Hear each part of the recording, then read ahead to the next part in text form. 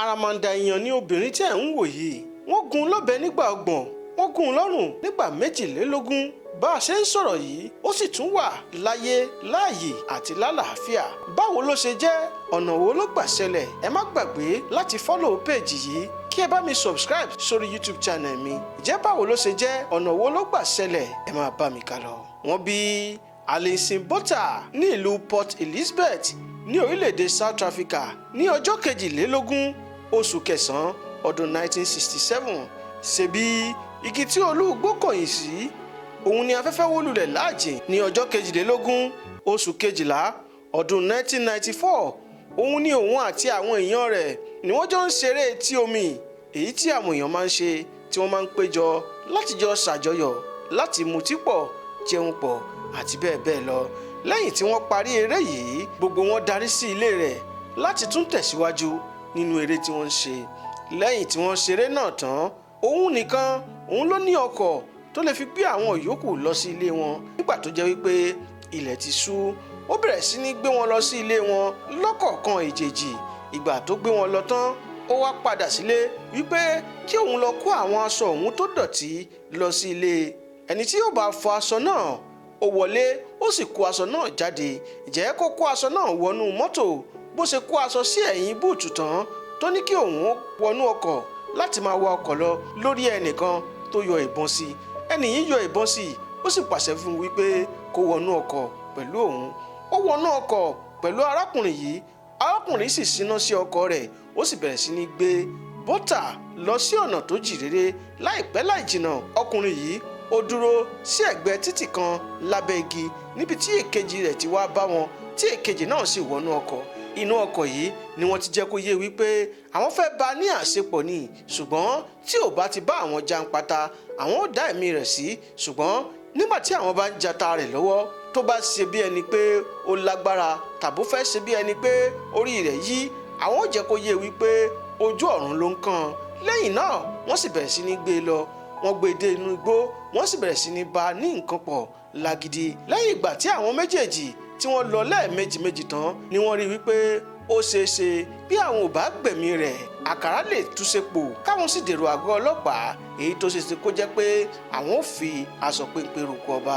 Franz Drew àti Theo Kruger wọ́n ti ní àkọsílẹ̀ burúkú lọ́dọ̀ àwọn ọlọ́pàá orílẹ̀-èdè South Africa tẹ́lẹ̀tẹ́lẹ̀, èyí tó jẹ́ pé wọ́n ti lo ẹ̀wọ̀n ní ọ̀pọ̀lọpọ̀ ìgbà. Wọn ò fẹ́ fi ìwà burúkú sílẹ̀, wọn ò sì fẹ́ lọ sí ẹ̀wọ̀n. Èyí ni wọ́n wá wò wípé bí àwọn bá lè gbẹ̀mí arábìnrin yìí, àṣírí àwọn ò ní tú, àwọn ó sì ṣe ní àṣegbé. Lẹ́yìn náà wọ́n yọ ọ̀bẹ jáde lápò, wọ́n sì bẹ̀rẹ̀ sí ní gún obìnrin yìí. Wọ́n gún títí ní inú rẹ̀ tó fi jẹ́ pé inú rẹ̀ lu jèrèjèrè. Bákan náà wọ́n gún lẹ́yìn, wọ́n sì rí wípé ó ti kú. Ìgbà tí wọ́n fẹ́ yípo, wọ́n rí wípé ó tún mì ẹsẹ̀, ó mira. Wọ́n padà sẹ́yìn, wọ́n sì bẹ̀rẹ̀ sí ní tún gún. Wọ́n gún dáadáa débi wípé ó ti dá wọn lójú, ọkàn wọn sì ti balẹ̀ wípé obìnrin yìí ti gbèkuru jẹ lọ́wọ́ ẹbọra. Wọ́n pọ̀ kẹrajà, wọ́n sì bá tiwọn lọ. Lẹ́yìn tí wọ́n lọ tán, obìnrin yìí ó ṣe bí ẹni tají, ó sì fẹ́ gbìyànjú láti gbórí sókè. Bó ṣe ń gbìyànjú láti gbórí sókè, bẹ́ẹ̀ ni ọrùn rẹ̀ ń padà wálẹ̀, nítorí wípé wọ́n ti gún ọrùn rẹ̀, ó ti lu jèrèjèrè. Wọ́n ti gún inú rẹ̀, ìfun rẹ̀ sì ti yọ síta, ṣùgbọ́n ó sì ní ẹ̀mí nínú omi. Ní báyìí ó ronú wípé ọgbọ́n òun lòun lè dá, ó sì bẹ̀rẹ̀ sí ní fi ọgbọ́n rá lọ. Lẹ́yìn tó rá dí ẹ̀gbẹ́ títì, àwọn àgbàlagbà Yorùbá sọ wípé orí tí ó gbé ni ní gbáláwo kò ní. Ìgbà tó rá bàbà tó dí ẹ̀gbẹ́ títì, ó pàdé ọmọkùnrin kan tí orúkọ rẹ̀ ń jẹ́ Tian. Tian yìí jẹ́ akẹ́kọ̀ọ́ ìpele tó parí nínú ẹ̀kọ́ bí a ṣe ń tọ́jú àwọn ẹranko, èyí tí àwọn olóyìnbó ń pè ní veterinary doctor. Ọmọkùnrin yìí òun ló pa kẹ́rẹ́ sí i, ó sì ṣùgbà rẹ̀, ó sì fi ọgbọ́n ẹ̀kọ́ tó ti kọ́ nípa ẹranko, ó fi ti ìfun rẹ̀ padà sínú, ó sì gbé dìgbàdìgbà, ó ràn án lọ́wọ́, ó gbé e lọ sí ilé ìwòsàn. Nígbà tí wọ́n dé ilé ìwòsàn, àwọn dókítà bẹ̀rẹ̀ sí ní ṣùgbà obìnrin yìí lọ́tùn lósìn. Wọ́n fún un lẹ́jẹ̀, wọ́n fún un lómi, wọ́n tọ́jú ẹ̀ dáadáa. Láàárín bí ọ̀sẹ̀ mélòó kan, obìnrin yìí sì gbádùn. Lẹ́yìn tó gbádùn tán, ó júwe irú àwọn èèyàn tí wọ́n pàdé rẹ̀ àti ibi tí wọ́n gbé e lọ. Ibẹ̀ ni àwọn ọlọ́pàá ti bẹ̀rẹ̀ iṣẹ́ akíkanjú tí wọ́n sì padà ṣe ìwádìí tí wọ́n sì rí wípé Franz Drew àti Theo Kruger àwọn ni wọ́n ṣe iṣẹ́ ibi náà. Àwọn ọlọ́pàá wọ́n rawọ́ mú wọn, wọ́n sì gbé wọn lọ sí ilé ẹjọ́. Lẹ́yìn tí wọ́n gbé wọn lọ sí ilé ẹjọ́ tán, adájọ́ sì dá ẹ̀wọ̀n gbére fún wọn. Bọ́tà ó di ìlú mọ̀ọ́ká ó káàkiri àgbáyé látàrí wípé oore tí ò kọ́mọ̀, oore tí kìí sábà ṣẹlẹ̀, òun ni Olódùmarè ló ṣe láyé rẹ̀. Ẹni tí wọ́n gún ní inú ní iye ìgbà tó lé ní 30, ó sì tún láǹfààní láti yè.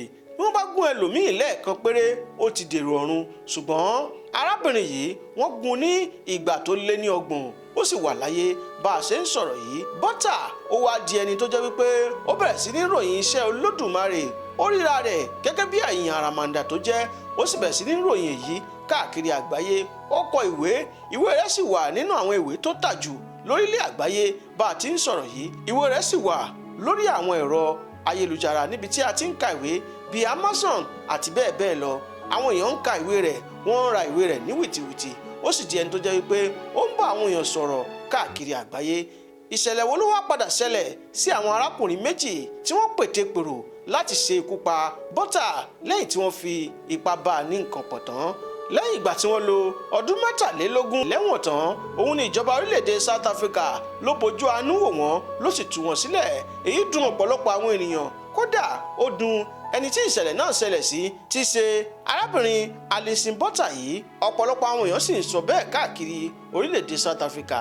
Ǹjẹ́ ìbéèrè mi sí gbogbo wa ni wípé ǹjẹ́ ó yẹ kí wọ́n tú àwọn arákùnrin yìí sílẹ̀ fún iṣẹ́ ibi tí wọ́n ti ṣe?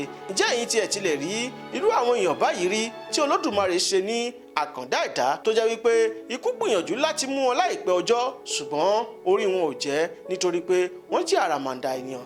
Bí ẹ bá rírú ẹ̀ rí tàbí ẹ nírú ẹ̀ lẹ́gbẹ̀ẹ́, ẹ jẹ́ kí á mọ̀ ní comment section. Ẹ má gbàgbé o láti bá mi pín fídíò yìí káàkiri. Ẹ subscribe sórí YouTube channel mi. Fún àwọn tí a bá fẹ́ subscribe sórí YouTube channel mi, ẹ jẹ́ ká lọ sí ibi profile lókè, a ó rí logo YouTube níbẹ̀.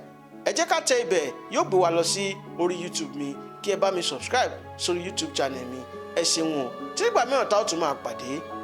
Ire o. Ẹ kú dédé àsìkò yìí o. Orúkọ mi ni Azeez Kehinde láti iléeṣẹ́ Àyìndé Aláṣọ Òkè. Iléeṣẹ́ wa a bá yàn wọn aṣọ òkè, bóyá ẹtù ni, àlárì ni, sanyẹ́ ni, kò sí ohunkóhun tí ẹ fẹ́ fi aṣọ òkè ṣe tí a ò lè bá yín wọn aṣọ òkè yín. Bí ẹ fẹ́ fi ṣe òkú àgbà, ìkómọjáde, ọjọ́ ìbí, ìfẹ̀yìntì lẹ́nu iṣẹ́ àti bẹ́ẹ̀ bẹ́ẹ̀ lọ, ohun yóò tí ẹ bá fẹ́ fi aṣọ òkè ṣe, a wà nílé fún yín láti bá yín wọn aṣọ òkè yín. A sì lè bá yín fi aṣọ òkè yín ránṣẹ́ sí ibikíbi tí ẹ bá wà. Àǹfààní sì tún wà fún yín láti yọjú sí iléeṣẹ́ wa. Ẹ ṣeun. Àwa tí a bá ti ṣe tán tí a fẹ́ lo aṣọ tàbí ọ̀dà, òun ni ẹ já mẹ́sẹ̀jì mẹ́jọ tó lọ́rùn. Ẹ má jẹ́ ká fi I will get back to you bẹ̀rẹ̀ ọdún tuntun. Ẹ ṣeun.